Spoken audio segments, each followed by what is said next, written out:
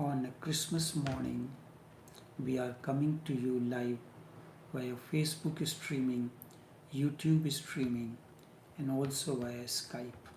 Each one of you is welcome to this live streaming from our studios in Trinidad. You are connected to from wherever you are. Sutras of Vigyan Bhairav Tantra does do science and religion meet in deep psychology.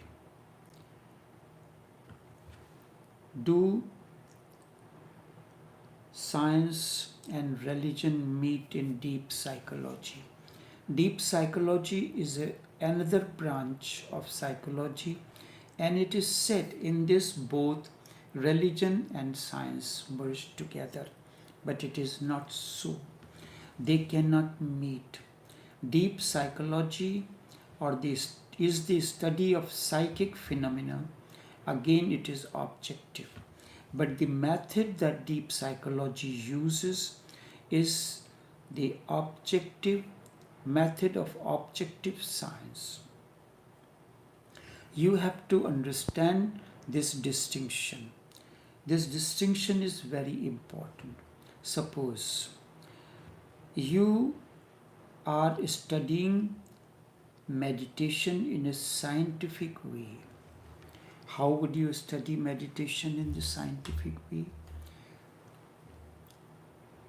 Just as the MRI machine studies what is going on within an individual, what are its effects and so. So in the same way, you are observing whichever method you are using, what is happening to a person who is meditating. Certain changes are taking place. His breathing is getting normal, his posture becoming still. All these and many more changes are happening within an individual. If you look at his blood pressure, if you check his pulse or heartbeat, everything is becoming normal. But then that person whom you are studying in the state of meditation is objective to you. You meditate and I observe. I can bring the scientific instruments to observe what is happening to you, how your blood pressure is changing, how your heartbeat is changing, how your pulse rate is changing, and all these are the effects of what is happening within an individual who is meditating. What is happening there in you, but the study remains objective. I am outside. I am not meditating. You are meditating, and you are an object to me, which is the subject of my study. Then I can try to understand what is happening to you. Even through instruments, much can be known about a person who is meditating. But that will remain very scientific and an objective study, or objective study in a very scientific manner. So really whatsoever I am studying is not the real thing that is happening to you, but the effects of whatever body is recording. In a state when the energy is flowing through you, it is having certain effects on your body, the body movements, and the various aspects of the body. You cannot penetrate a Buddha, what is happening to him, because really nothing is happening there. The deepest center of an enlightened one is nothingness. At the deepest center, or the deepest center of an enlightened one, is nothingness. Nothing is happening there. And if nothing is happening, how can you study it? You can only observe the effects of it. You can study something. You can study the alpha waves that is happening now. The brain waves, you can record it. What is happening to his mind out of that, to his body chemistry, you can understand. But really deep down, when someone has become enlightened, there is not anything happening. Everything has come to cessation. All happening is ceased. Nothing is happening in an enlightened one. He is simply in a state where nothing is taking place. Just he is there, a presence. Does anything happen deep at the core of presence? Nothing. That is what is meant. The world, the desires, the outside phenomena have ceased. Now there is no world. All changes take place, or whatsoever is happening because of the duality, because of the world. He is as he is. He is as if he is not. He is as if he is not. That is why Buddha says, now I have become no Atma or non-self. Means self is a positive. Buddha used the negative assertion. There is no one inside me. So when somebody asks me, how do you feel? There is no one to answer that question. And when I say, I am as you see me, or I don't know, because there is no one to tell me how I am feeling. Because in order to respond to that, there has to be someone. And someone should be operating at the level of duality mind, between good and bad. How things are good, how things are bad. How are you feeling? Very healthy and normal.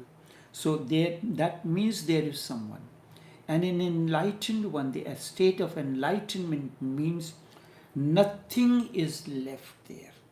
There is just emptiness, no one.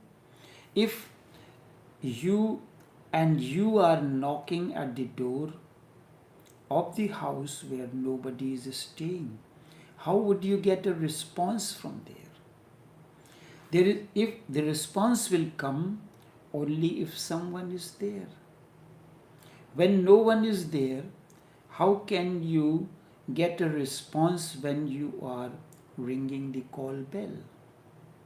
So when people ask me how things are, there is nothing. And all the religious people, very clearly they ask, how things?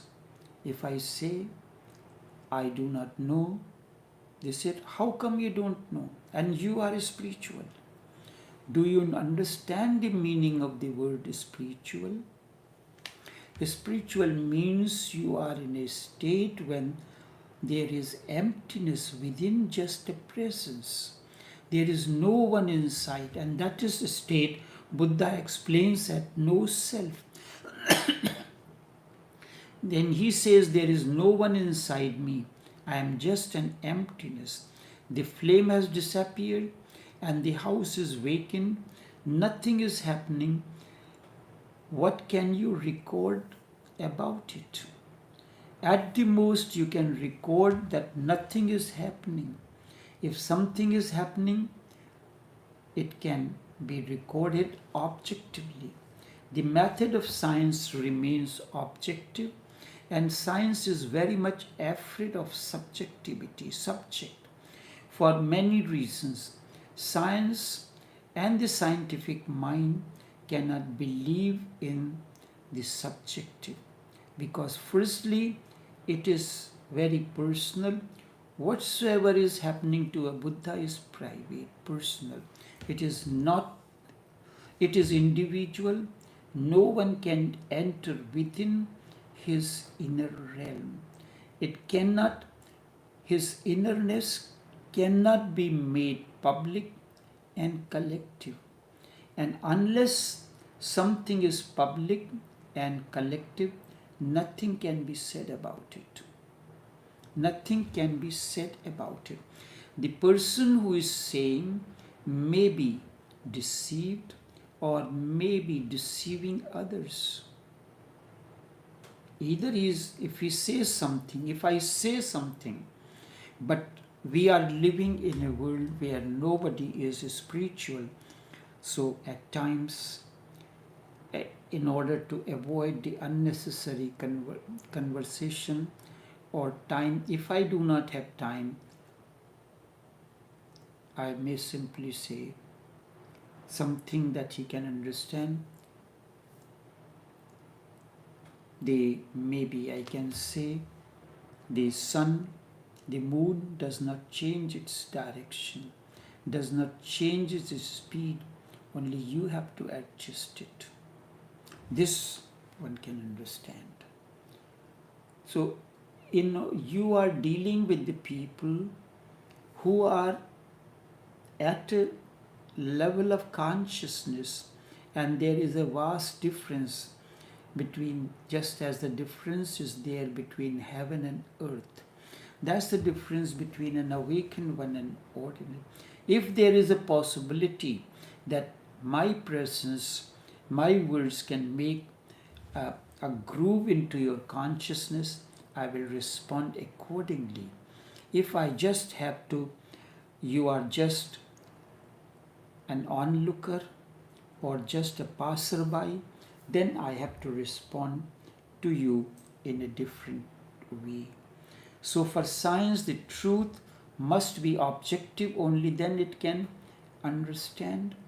Others must be able to participate in it, so we can judge it, whether it is happening or not happening. Secondly, it must be that it is not repeated. It must be that it can be repeated. If something is happening just once, no. Your breathing, your bodily inner chemistry is constantly, repeatedly changing, so the machine, the equipment can record it. It must be repeatable. If we heat water, it evaporates at a certain degree. It must be repeatable. So we can repeat and repeat at the experiment. Experiment means go on repeating it again and again. And again it evaporates at a certain degree. You record it, you start the process again. Again it evaporates, so you are noticing that each time when the process begins, water evaporates at a certain degree. If it evaporates only once at 100 degrees Celsius and never again, or sometimes at 99 degrees, or sometimes at 90 degrees or 80 degrees, it cannot become a scientific fact. At equal temperature and pressure, water boils at 100 degrees Celsius. So the law is formed, a scientific law, or Boyle's law. It must be repeatable, and the same conclusion should, only then, when something is repeatable, only then a conclusion can be achieved through many repeated experiments, and then it becomes a law. But when it comes to awakening, each individual, it happens differently to Buddha, it happened differently to Krishnamurti, differently to Ramakrishna, differently to Osho, and to each individual it had happened differently. But there are certain things that The inner state remains to some extent same, but its expression differs and depends on the others, on the person who is narrating it. The Osho got enlightened under the tree. Buddha got enlightened under the Bodhi tree. Krishnamurti was near the pepper tree. Socrates got enlightened when he was standing near a tree. So this is common. But what it is happening, that is because how everyone responds to a particular thing. This is very private and personal. You eat a fruit, your experience will be the same, but expressions will be different. But the subjective realization is not repetitive. It cannot be predicted, and you cannot invite it to happen again. It happens. You cannot force it to happen. Water you can keep on boiling again and again, and you can repeat that incident. But what had happened to an awakened one, it cannot be repeated. You may achieve a state of deep meditation. You may have a very elated peak experience. But if someone says, repeat it here, you may not be able to repeat it. So science cannot study that. On the contrary, because someone says and you may be able to make an effort to repeat it, the very effort becomes a barrier. Even the presence of observers may be distracting. You may not be able to repeat it again. It is said about Robert Browning, when he wrote the poem Sword Aloe, he knew the meaning, and when he was asked by Elizabeth Barrett, what is the meaning of this poem, he said, when I wrote the poem, God and I knew the meaning, now only God does. Because it cannot be repeated again. Things happen in a particular state of consciousness. It cannot be repeated again because it is not objective. It is happening within your innerness. Science needs objective, repetitive experiment, and psychology, if it wants to be a science, must follow the scientific rules. Religion is subjective, and it is not concerned with proving anything. If Buddha says that is enlightened, you can see the presence, the aura around him, but you cannot repeat it. It is not concerned with proving any fact. Rather, it is concerned with coming to an individual experiencing of it. And the deepest must remain individual. Whatsoever happens to you deep within, is individual and personal. And the ultimate must remain private. It is not a collective phenomenon. Buddhahood is a very personal, private. Enlightenment is a personal, private happening, not collective. Because unless everyone has come to the status of an enlightened one, it cannot be collective. You have to grow, evolve to achieve that state. So science and religion cannot meet together. They are like parallel railway tracks. They seem to be together, but they never intersect with one another, because the approaches are different. Religion is absolutely private and personal affair. The concern of an individual is with himself. Because of this, those countries which in the past have been more religious than others have remained individualistic.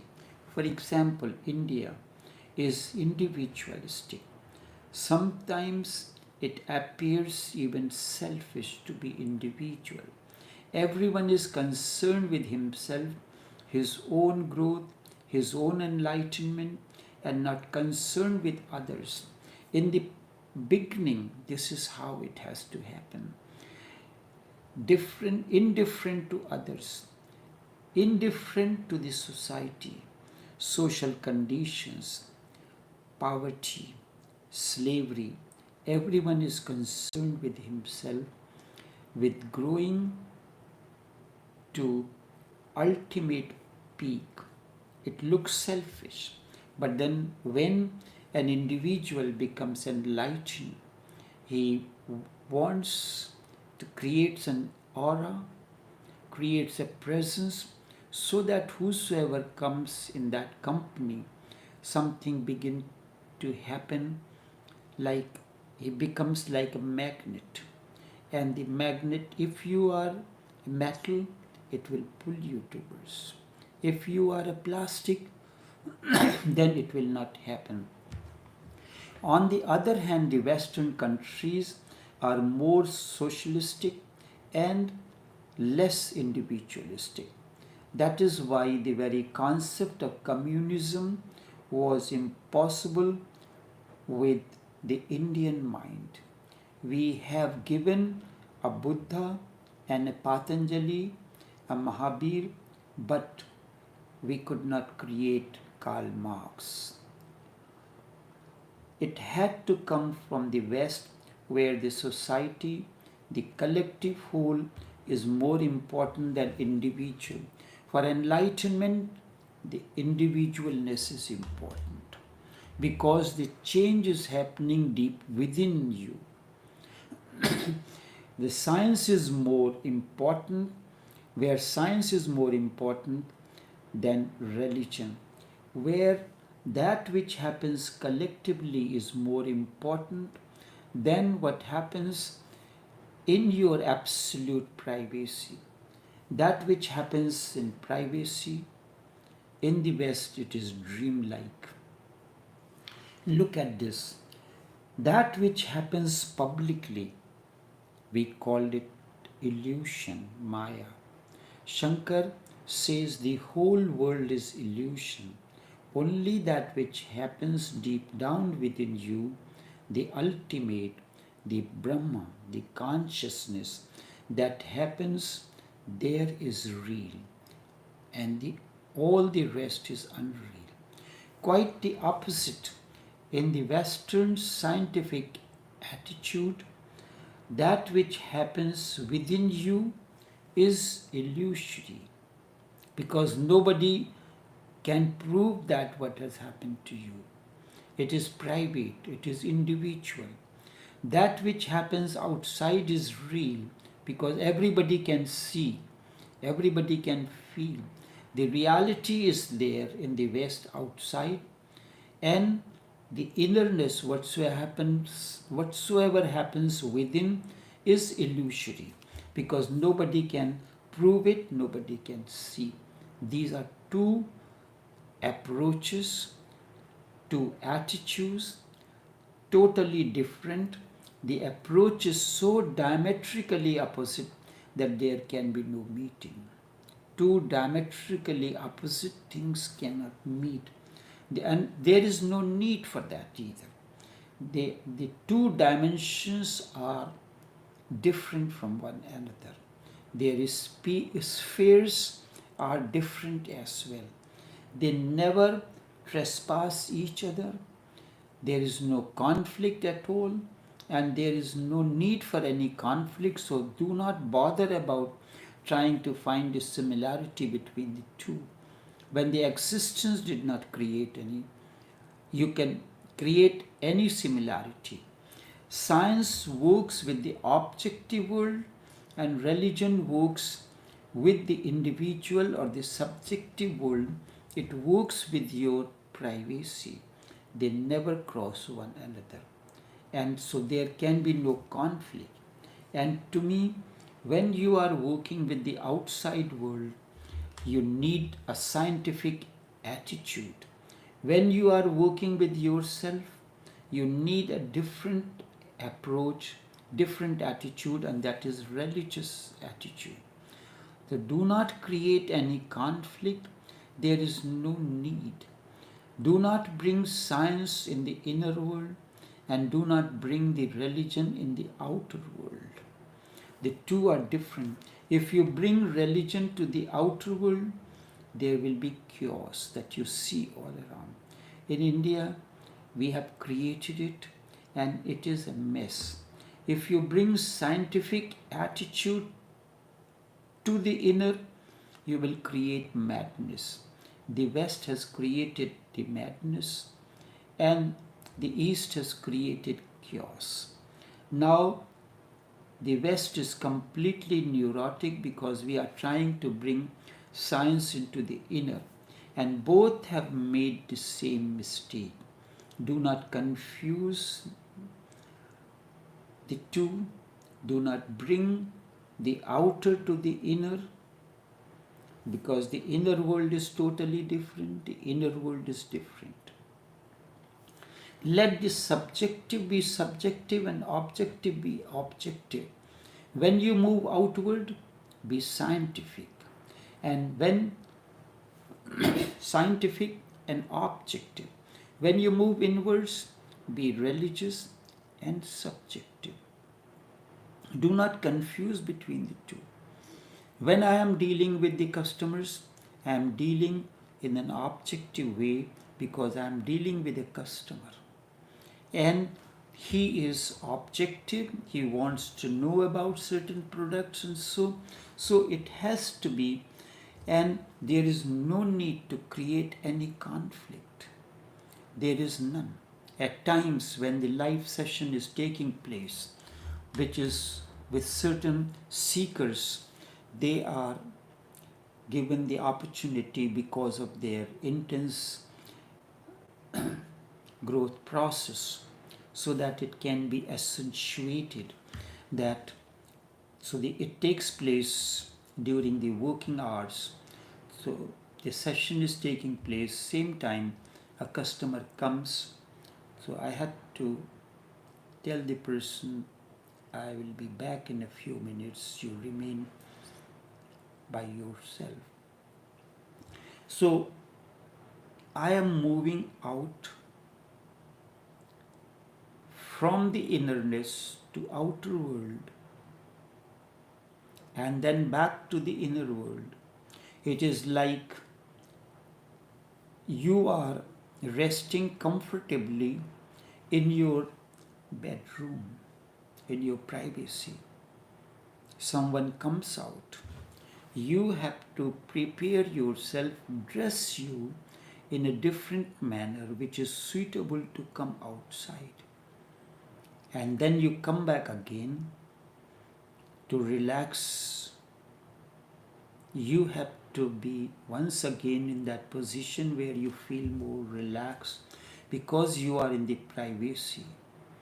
And outside you are not in the privacy. So how you remain within your bedroom and how you dress outside are two different things. So a Buddha, when he is in the inner world, an awakened one, when he is in the inner world, his outer mannerisms are different than the others. There is no need to create any conflict. There is none. And if the way you are in the bedroom, the way you feel comfortable within your bedroom, if you go out, you will be considered as mad. And if the way you have to present yourself in the outer world, in that way you come inside, you will not be relaxed. The conflict arises only because we want to impose one attitude on the other. You do not remain with your tie, jacket and trousers, shoes in your bedroom. Before you enter into your bedroom, You take off your shoes, and as you enter in your bedroom, the first thing you do, you unburden of those outer clothes first, and then you relax. But when you are coming out, depending if you have to go to work, you have to dress in that manner. If you are in the bedroom and someone comes in to meet you, you have to see who you are meeting, and to meet that person you have to dress appropriately.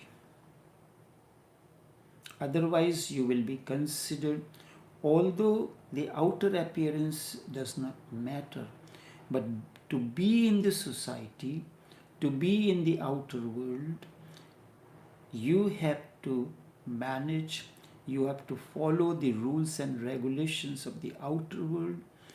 With the attitude of the outer world, the attitude of the inner world, both are different and opposite to one another. So do not confuse, do not come out the way you are in the bedroom. So you are dealing with a customer. I am speaking to a person in the meditation session, explaining certain intricate matters, and then the same time customer comes in. You switch the wavelength, switch the topic, and you start discussing with the person totally different aspect. There is no conflict. We want either to be scientific totally or religious totally. That is wrong. With the objective, the subjective approach cannot be used. It is dangerous. So when I am speaking to someone in response to the question, how's everything? You can say, depending on the person, indescribable or good, simply to avoid any kind of explanation and other things. There is no need to create any conflict, and because there is no conflict. The conflict arises when you want to impose one attitude on the other. We want either to be scientific totally, or we want to be religious totally. That is wrong. With objective, the subjective approach will not work, and that will be false, dangerous, harmful, and vice versa. So enough for this moment. Once again, wish you a Merry Christmas and peaceful Christmas. Take care and do have a pleasant day.